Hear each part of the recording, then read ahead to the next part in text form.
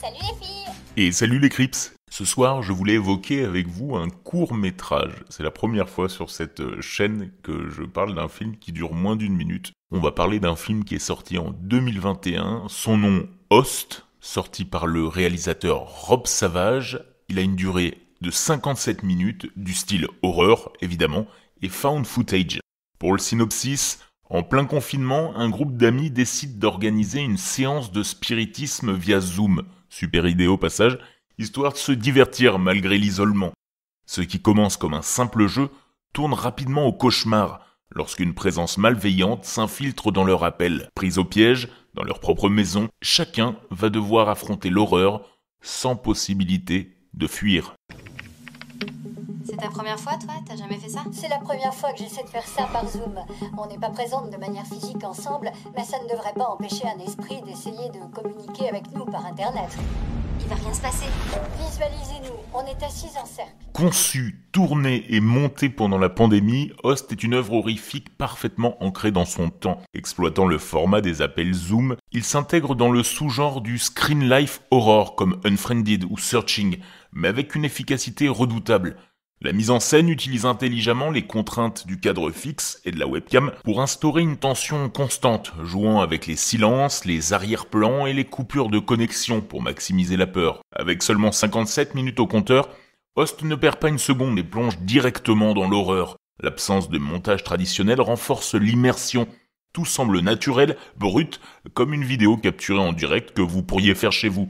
Ce réalisme donne une crédibilité aux événements surnaturels, rappelant un petit peu Paranormal Activity dans son approche minimaliste. Quant au casting, composé d'acteurs inconnus mais convaincants, il livre des performances authentiques qui renforcent l'angoisse. L'improvisation joue un rôle clé et donne l'impression d'assister à une véritable conversation entre amis, jusqu'à ce que tout bascule. Rob Savage ne se repose pas uniquement sur des jumpscares, certes il y en a, et certains sont terriblement efficaces, mais c'est surtout l'attente, le silence et la suggestion qui rendent Host aussi stressant.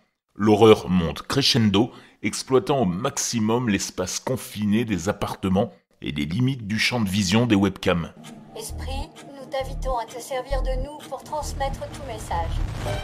Est-ce qu'il y a quelqu'un avec nous? Manifeste-toi maintenant. C'était quoi ça? Heidi, c'est toi qui as fait ce bruit? Moi j'ai entendu, mais je faisais pas de bruit du tout. Attendez, je crois qu'il y a quelque chose chez moi. Vous avez vu? Pour terminer, verdict pour moi, 4 sur 5, sans aucun souci.